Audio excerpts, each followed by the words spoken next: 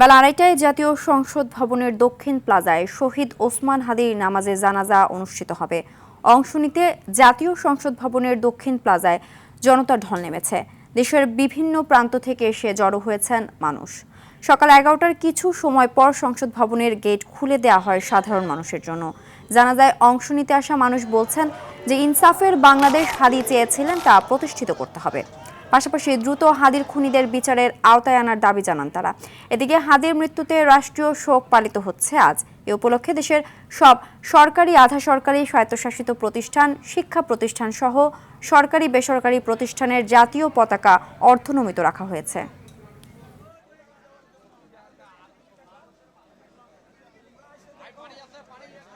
আমরা হাদি ভাই জানার জন্য নাটক থেকে এসেছি। আসলে হাদি ভাই ছিল তো সর্বসাধারণের। আমরা চাই প্রতিটা ঘরে ঘরে একটা হাদি জন্ম নেক। হাদি খুনিকে যারা সহযোগিতা করেছে দেশ থেকে পালাতে, তাদের সবার আমরা বিচার চাই। ওনার বিদায়টা যেন দিতে পারি, এই জন্য আমরা কষ্ট করে রাতে চলে আসছি।